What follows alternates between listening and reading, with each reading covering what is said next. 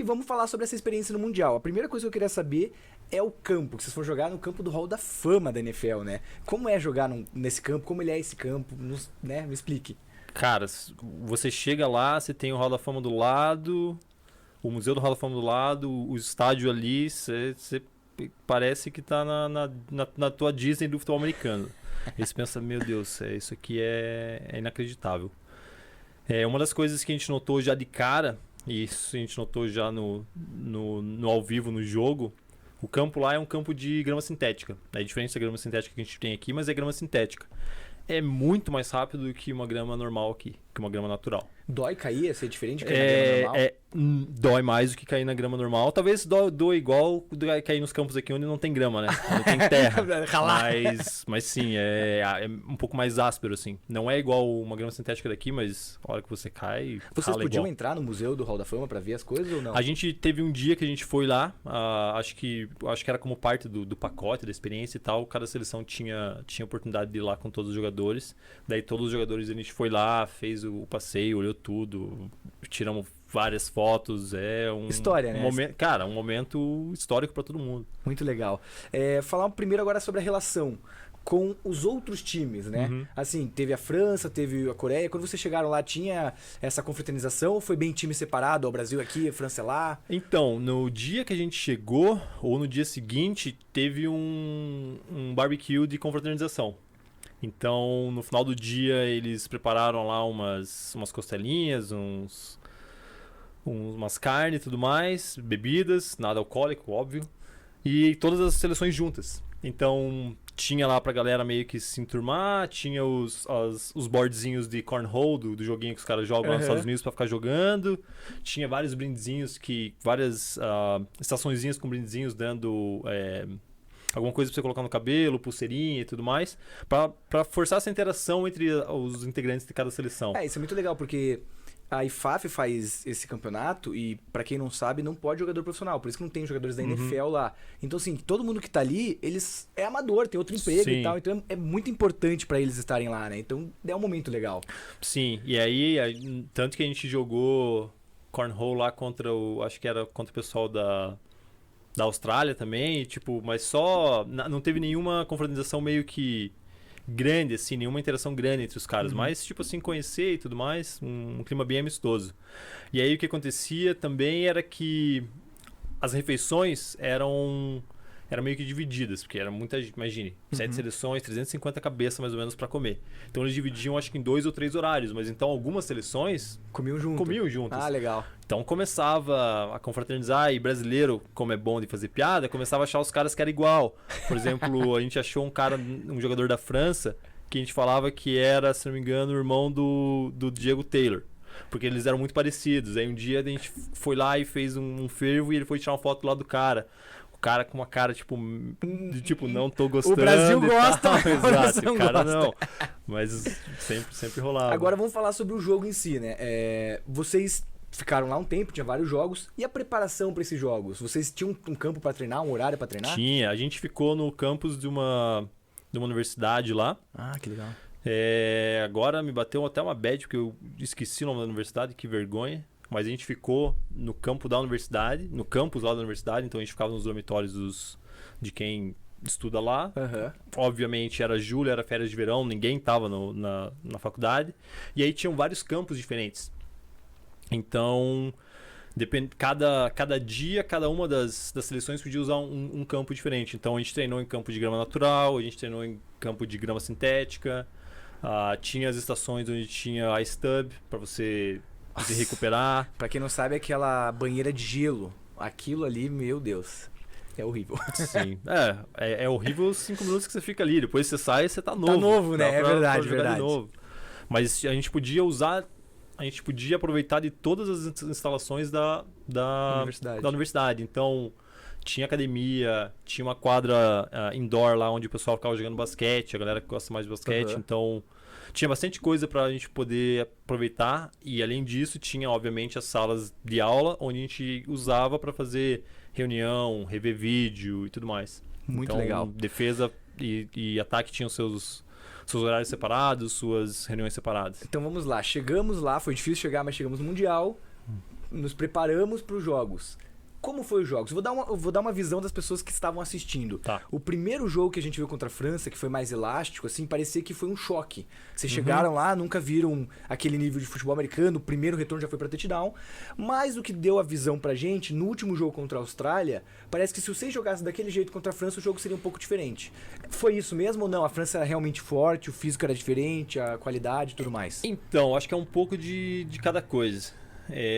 O que aconteceu? O primeiro jogo contra a França. A gente acabou que a gente já pegou um adversário muito forte de cara. Então, entre ali França e Austrália, com certeza a França é muito mais time, muito mais forte que a Austrália. A gente já pegou um time forte de cara e a gente tava naquela do tipo, a gente jogou contra o Panamá, achou que ia ser difícil e foi um jogo pau a pau. Então a gente tava um pouco assim com a moral, tipo, cara, a gente vai fazer um jogo pegado com os caras, vai dar uma briga boa. Aí é o que você falou, primeiro lance da partida. O cara faz um retorno, ninguém consegue encostar nele. E você tinha caras muito, muito bons ali, de rápido, Gunners e né? tudo mais. O Felipe Sodré, corner, que jogou no Croco também, naquela época jogava no Rio. Ele era um dos Gunners, não conseguiu nem chegar perto do retornador. Então você fala, cara, meio que a galera se assustou. E aí a gente ficou, acho que talvez em modo assustado, assim, o primeiro tempo inteiro. Porque no primeiro tempo inteiro a gente apanhou bastante.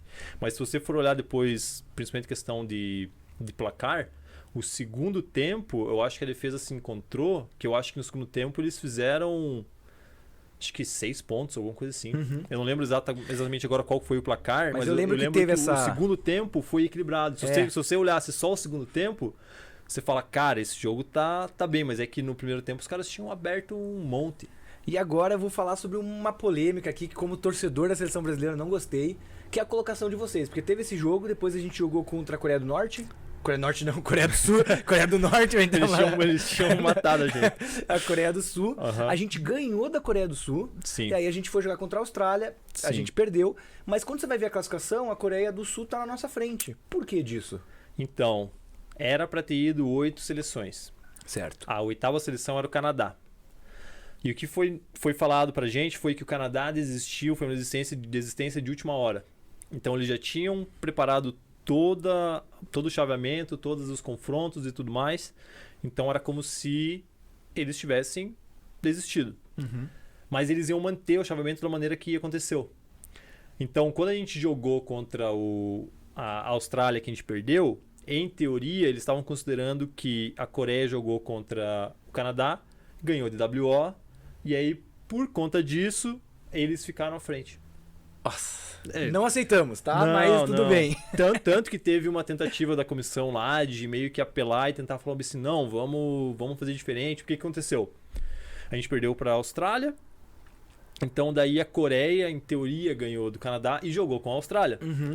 Teve uma tentativa que o pessoal tentou apelar, inclusive, porque tinha um dia de diferença entre o dia que a gente jogou com a Austrália, eu acho que tinha um dia de folga e outro jogo. Jogamos de novo com a Coreia. Exato. O pessoal tentou cogitar isso. Falou assim, não, vamos fazer o seguinte, vamos marcar um jogo pra amanhã, a gente joga com a Coreia, quem ganhar joga com a Austrália. Que eu vou ser sincero que talvez a gente ganhasse a Austrália, porque foi Olha, perto. Eu lembro de uma jogada que eu tenho certeza que você deve ter ficado bravo, que foi um offside, né, nosso.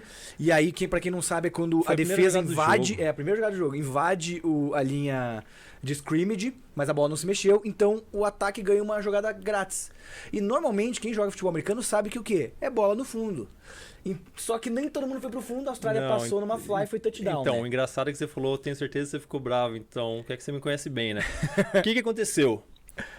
Os dias anteriores da preparação pro jogo, a gente viu e reviu isso muitas vezes. Era uma jogada que eles faziam desenhada.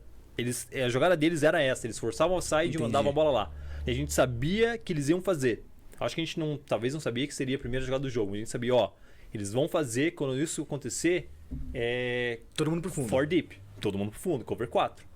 E aí o que aconteceu? Rolou, o pessoal que tava daquele lado, eu acho que ou não se atentou ou não conseguiu voltar rápido o suficiente. E aí o cara já, a primeira jogada do jogo, acertou. E aí isso que é o frustrante, porque você estudou, você sabe que aquela jogada vai rolar e os caras ainda conseguem fazer, e você fala, Mas esse jogo é especial pra você, que foi sua interceptação no Mundial, Foi né? minha interceptação no Mundial. Muito legal. Agora, queria falar, a gente já falou sobre o Mundial e se der tudo certo, né, em 2023 vai ter outro. Uhum. Você que participou desse crescimento da seleção brasileira, você acredita que agora a gente vai estar mais preparado? Ou agora com essa pandemia que parou, talvez nem tanto? O único porém que eu penso é a questão da pandemia. Uhum. Porque quando a gente... Isso era uma coisa que a gente conversava entre os jogadores, quando a gente estava lá. O pessoal falava assim, pô, próxima Copa, vou querer estar, não vou querer estar e tudo mais. O que eu sempre falava, ó, eu não quero estar na próxima Copa, porque eu quero, na verdade, que tenha alguém que seja muito melhor do que eu, que venha pra cá e aí a gente tem uma equipe mais forte e ganhe. Uhum. E aí tava tudo caminhando pra isso, porque depois a gente voltou do Mundial pra cá, logo na sequência já teve outro training camp em Santa Catarina, então eles estavam mantendo o grupo de atletas ali junto, treinando perto e tudo mais. E, óbvio, o futebol aqui estava evoluindo muito. Então, a própria Austrália, se a gente fosse jogar com a Austrália de novo, até mesmo com aquela seleção, se a gente jogasse de novo, poderia ser um resultado diferente. Uhum. Então, a expectativa era que, se fosse para uma próxima Copa do Mundo, com certeza ia ter uma colocação melhor. O que cria um obstáculo é a pandemia, porque enquanto aqui agora a gente ainda está parado, então já tem o quê? Um ano? Sim. Quase mais. Batendo mais que um ano que não tem treino, que não tem nada. Na Europa, os caras já voltaram, uma já liga nova, estão jogando. super forte. Exato. E você falou, por exemplo, que os jogadores que jogam o Mundial, nenhum deles é profissional, né? Porque tem que ser tudo que eles chamam de semi-profissional, que é pessoal que meio que amador e tal. Profissional é proibido. Mas muita gente que estava lá era jogador das ligas da Europa. Por exemplo, o quarterback da Austrália mesmo, ele era um cara que tinha rodado já a Europa jogando em vários times diferentes. Então, tinha muito mais experiência. Claro. E o Brasil estava começando a adquirir essa experiência também. Aí, com essa pandemia, meio que dá uma travada. Mas a gente confia que vai dar certo. Eu lembrei de uma coisa agora que você falou sobre o training camp do Timbó, que eu tive a graça de ser convocado, estava lá. E eu lembro nitidamente que depois do training camp, que a gente treinou com os melhores do sul do Brasil, quando eu voltei pro Croco, tava devagar o jogo. Outra história. E agora eu lembro de você chegando do Mundial e não tinha graça, porque era você, Delmer, todo mundo você chegava muito antes na jogada do que a gente. Você sentiu essa diferença, Sim, assim? Era uma coisa que a gente falava, porque a gente jogou lá e vinha jogar aqui, e era isso. Parecia que a nossa reação estava muito mais rápida, porque a gente acabou acostumando com a velocidade do jogo lá, porque o campo que eu falei que era muito mais rápido. A outra, a qualidade técnica das equipes. Pô, a gente teve que aumentar nosso nível ali para conseguir segurar ou bater de frente com a Austrália. A gente fez um jogo muito bom contra... segurar a França. Depois a gente fez um jogo muito bom contra a Austrália. Então, e além disso, a gente ficou 2 semanas direto. E treinando com os melhores, né? Não, e aquela história. Você treina de manhã, você almoça, você treina à tarde. Você treina de manhã, você almoça e treina à tarde. Aí você joga. Aí de novo, treino, almoço, treino. Cara, é 2 semanas ali que você tá respirando só futebol. Não tem como você voltar sem ter melhorado. Com certeza. Então...